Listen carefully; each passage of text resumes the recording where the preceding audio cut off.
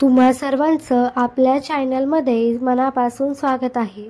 आज आपण बघणार आहोत गोकुळाष्टमीची कथा. भाद्रपद महिन्याच्या कृष्ण पक्षातील अष्टमीच्या रात्री नंदनंदन श्रीकृष्णाचा जन्म झाला. हा दिवस भारतीय संस्कृतीतील गोकुळाष्टमी किंवा कृष्ण जन्माष्टमी म्हणून मोठ्या भक्तिभावाने साजरा केला जातो. द्वापर युगात मथुरा नगरीचा राजा कंस हा होता. तो अत्यंत पराक्रमी पण क्रूर आणि अधर्मी होता. तो आपल्या प्रजेला त्रास देत असे, छळ करत असे आणि स्वतःला सर्वश्रेष्ठ समजत असे. त्याची एकच प्रिय व्यक्ती होती, ती म्हणजे त्याची बहीण देवकी. देवकीचे लग्न होत असताना कंस स्वतः रथ चालवत देवकी व तिचा पती वसुदेव यांना सासरी सोडवायला निघाला. पण त्याच वेळी रस्त्यामध्ये आकाशवाणी झाली, अरे कंस, तुझ्या बहिणीचा 8वा पुत्र तुझा वध करेल. ही वाणी ऐकून कंस संतापला. त्याने लगेच आपली तलवार काढून देवकीचा वध करण्याचा प्रयत्न केला. वसुदेवाने कंसाला शांतपणे सांगितले, हे कंस, तुझा विनाश करणारा केवळ तिचा 8वा पुत्र आहे. मग तू पहिल्याच दिवशी तिचा जीव का घेणार? मी तुला त्या प्रत्येक अपत्याला जन्मल्यावर देईल. असे म्हणून तात्काळ वासुदेवाने परिस्थिती सांभाळली आणि देवकीचे प्राण वाचवले. कंसाने हे मान्य केले, पण त्याने त्यांना मोकळे न करता तुरुंगात टाकले व तुरुंगवास केला, जेणेकरून कोणतेही मूल जन्मल्यावर लगेच त्याचा वध करता येईल. परंतु कंसाच्या या षडयंत्राचा काहीही उपयोग झाला नाही. एका पाठोमाग कंस देवकीच्या मुलांना मारत राहिला. वसुदेव देवकी यांच्या 6 अपत्यांचा जन्म झाला आणि कंसाने निर्दयीपणे त्यांना ठार केले.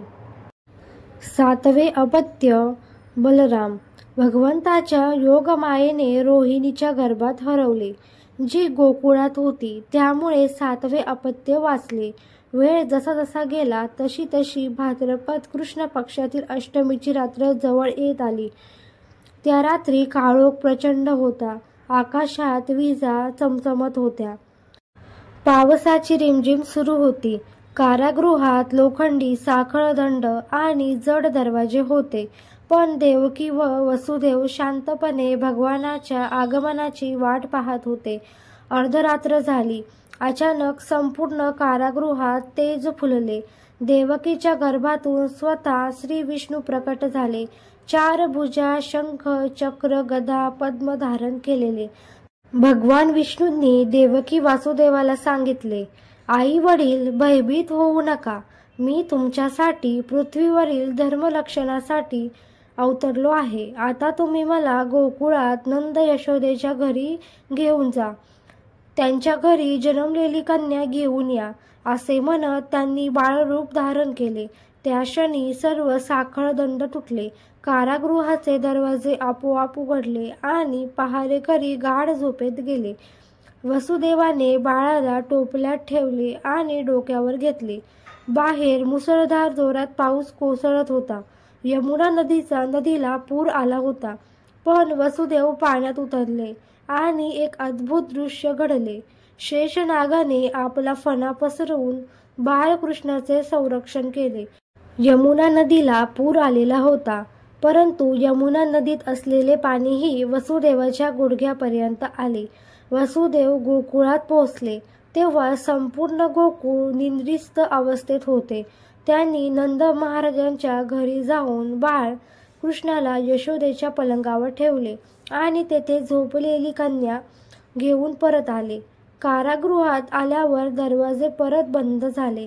साखळदंड पुन्हा अडकले आणि पहारेकरी गाढ झोपेत होते तर ते जागे झाले. सकाळी कंसाने त्या कन्येला मारण्यासाठी तिला हातात उचलले, पण एक नवीन दृश्य समोर आलं. पण ती त्याच्या हातातून सुटून आकाशात उडाली आणि कंसाला म्हणाली, अरे कंस, मला तू काय मारशील? तुझा वध करणारा आधीच जन्माला आला आहे. म्हणजे साक्षात श्रीकृष्ण भगवान या पृथ्वीवर जन्माला आलेले आहे. असे सांगून ती कन्या अदृश्य झाली. ही होती योगमाया, भगवानाची मायाशक्ती. कंस संतापला आणि श्रीकृष्णाचा वध करण्यासाठी योजना आखू लागला. दरम्यान गोकुळात नंद महाराजांच्या घरी आनंदोत्सव सुरू झाला. सर्व गावकरी नाचत गात बाळकृष्णाच्या आगमनाचा उत्सव साजरा करत होते. बाळाचे इतके मोहक रूप होते की प्रत्येक जण त्याला आपल्या मांडीवर घ्यायला आतुर झाला होता. भगवान श्रीकृष्णाचे बालरूप इतके मोहक होते की सर्व गोप-गोपियांना वेड लावले. यशोदा माता त्यांना प्रेमाने झुलवत होती, तर गोपाळ मंडळी त्यांच्या बाललीलेत रंगली होती. कंसाने अनेक राक्षस पाठवले, पूतना, भटकासूर, तृणावर्त, पण लहानग्या श्रीकृष्णाने आपल्या बाललीलेत त्यांचा नाश केला. कृष्ण हा तेजस्वी बालक होता. सर्वांच्या मुखामध्ये कृष्णच कृष्ण असायचा. अखेर कृष्ण मोठा झाल्यावर मथुरेत कंसाचा वध करून धर्माची स्थापना केली. गोकुळ अष्टमी आपल्याला सांगते की परमेश्वर नेहमी धर्माच्या रक्षणासाठी अवतरतो. संकट कितीही मोठे असले तरी भक्ती, श्रद्धा आणि धैर्याने त्यावर मात करता येते. जसे वसुदेवाने अंधाऱ्या पावसाळी रात्री बाळकृष्णाला सुरक्षित पोहोचवले, तसेच आपणही आपल्या जीवनामध्ये कितीही संकटे आली तरीही अडथळ्यात श्रद्धेचा प्रकाश ठेवायचा आहे. तर तुम्हाला आजचा व्हिडिओ कसा वाटला मला कमेंट करून नक्की सांगा. कमेंटमध्ये जय श्री कृष्ण लिहायला विसरू नका.